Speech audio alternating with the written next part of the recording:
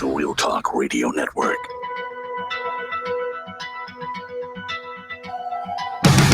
What am I supposed to do? I wanna break your bones. I've been in so long that it hurts just to feel. Hey, we're back. Back on the reckoning. Might have to rename this show to Concussion Politics. I just smacked myself in the head with the headphones. If you ever watch, if you're not, here's the key, folks. If you're not watching on Rumble, you're missing out because you might see some of the fun off-air stuff. If you're trying to read my lips, don't. I talk too fast. It won't work. At least that's what I've been told. But then every once in a while, you'll see those exciting behind-the-scenes moments like Fish making me laugh. I choke, I sputter, I drink, and then every once in a while, I smack myself in the head with these headphones. They're real snappy. But good quality. Good quality indeed. That's all we do here at Real Talk Radio. Hey, you know who else is into good quality? Brian Dawson Roofing. Say thanks to one of our great sponsors, Brian Dawson Roofing and Construction. We're into those nice summer months. We had our massive hot streak. Now it's down to some normal temperatures, which, by the way, hallelujah. Get up in the morning and it's only 71 degrees. It's a beautiful temperature outside. It's not like the humidity's already trying to suffocate you when you walk out the door. But Brian Dawson Roofing, we're into the nice summer months, and they are ready and raring to go on your home. Whether it's a repair or some sort of refresh or a renovation, let them be the ones to get to work for you. Call them today, 636-465-9465, or you can find them online, look them up on Facebook, or go to BrianDawsonRoofing.com. Brian Dawson Roofing, use the full name so you get the right company. And what you'll find is a local set of teams dedicated to high-quality work the first time. They stand behind everything they do. And I tell you what, they are understanding of the fact this is your home, your biggest investment.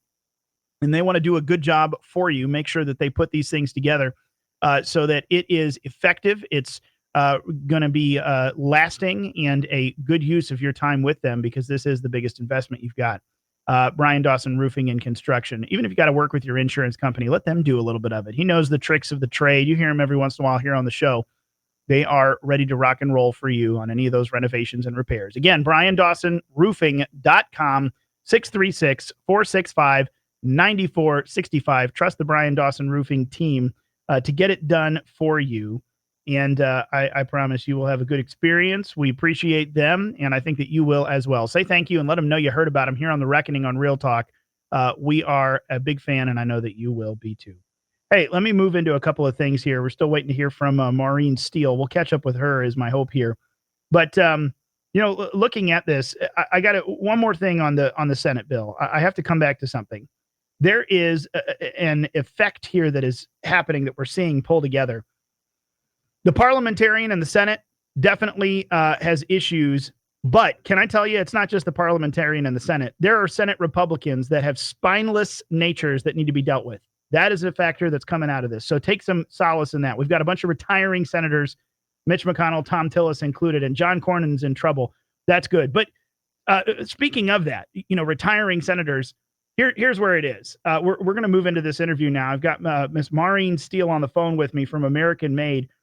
This is something that excites me. American Made Foundation is set to educate, equip, empower citizens through citizen engagement. And I'm really glad we could have Maureen Steele on with us here again, the co-founder of that, pardon me, a seasoned paralegal as well, and just a really neat background and a great set of people who are dedicated to our strategic advocacy of the grassroots here in America. Maureen, thanks for being on with me today. How are you? I'm great. Thanks for having me on. Absolutely.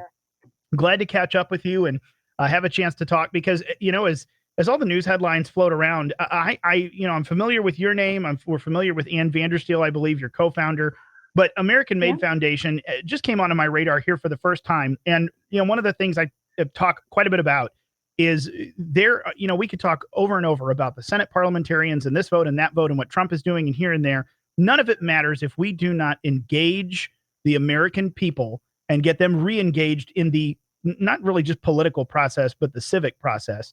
And I know that bringing awareness to that is one of the big things. So if you would you give us a background of American Made, where it came from, what you guys are doing with it, and a little bit of the moving forward. And then I've got a few more specific questions in our few minutes together I'd love to ask you. Sure. So we have two foundations. One is the American Made Foundation. That's a 501c3, and that is our education and arm where we do documentaries and educate people on their civic duties, what a constitutional republic is, how to run a constitutional republic, and really what we can do about dialing this back in. And then we have American Made Action, which is our 501c4, and that's where all our political and legal action takes place.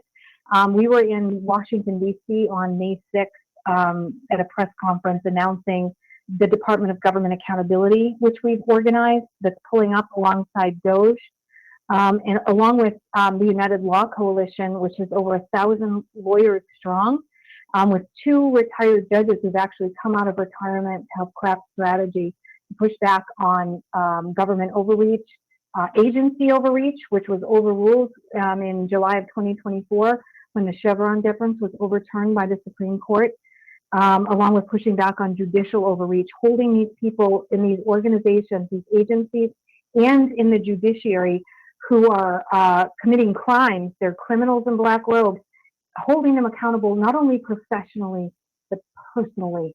And I think that's what's going to make the huge difference here. Absolutely.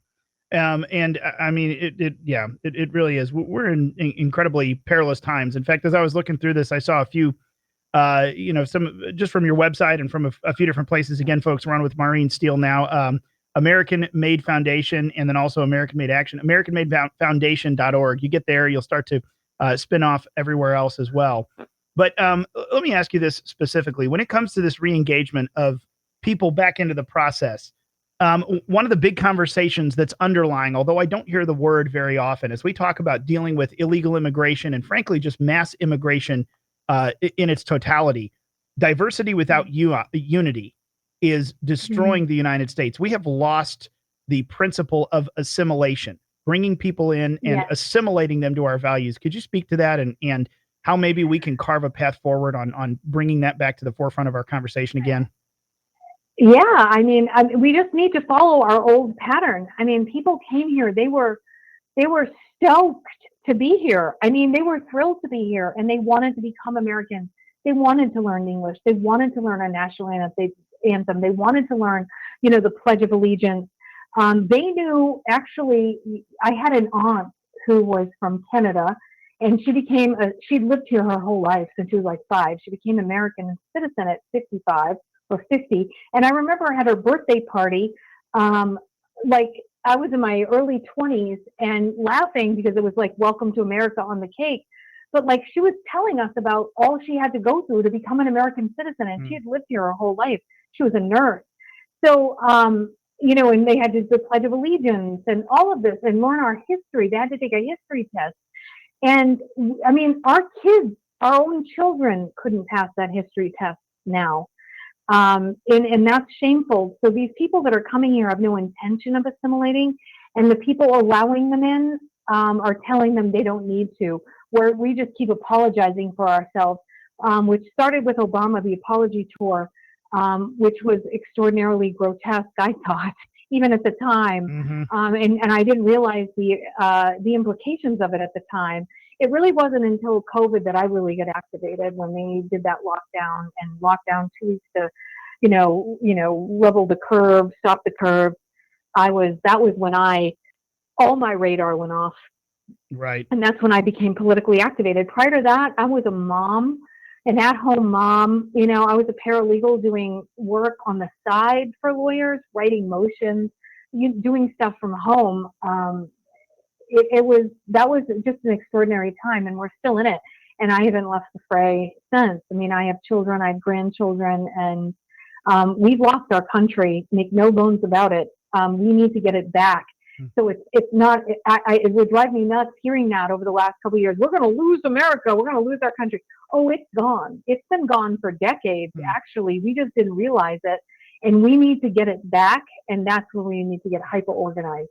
Yeah. And I think that your story really is indicative of so many people who were activated by either the first Trump campaign, that first presidency, or especially 2020, the COVID plandemic, 100%. The scamdemic. There are a ton of people who woke up and saw, wait a minute. I mean, we I've been unengaged. I've been unplugged. And as a result, this machine has just continued to go and grow.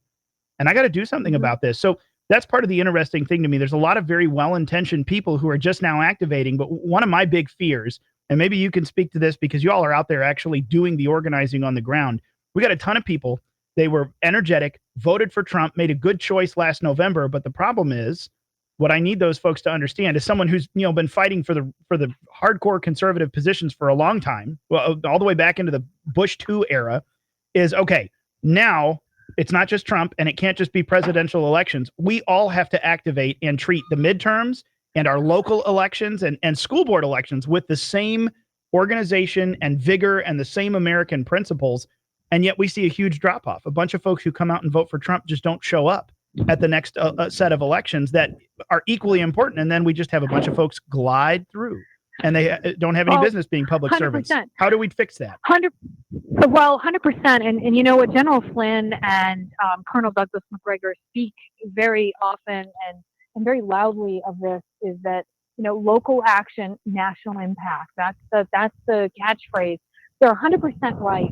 We need people, acting locally, because when you can dial in your own county and you can dial in the county next to you and the county next to that, you can take over your whole state. And it's not that hard to do. You don't need that many people. We won the Civil War with 3%. You don't need that many. That's your tipping point, and so we can do it. It's just that the tipping point has been on their side. The conservatives, we sat back. Let them deal with it. This is baloney. I don't want to get involved. I don't have the time. I don't want to make the time. I'm not political. You have to be involved. And this goes back to the beginning of our conversation where you mentioned about schools and I mentioned about the dumbing down. This was intentional. You have to run a constitutional republic. The people need to run it. And by not teaching civics, by not teaching so many things to us over the years, by whitewashing our history, we don't even know how to run a constitutional republic. We don't know what our civic duty is. They stopped teaching it, and they stopped teaching it on purpose.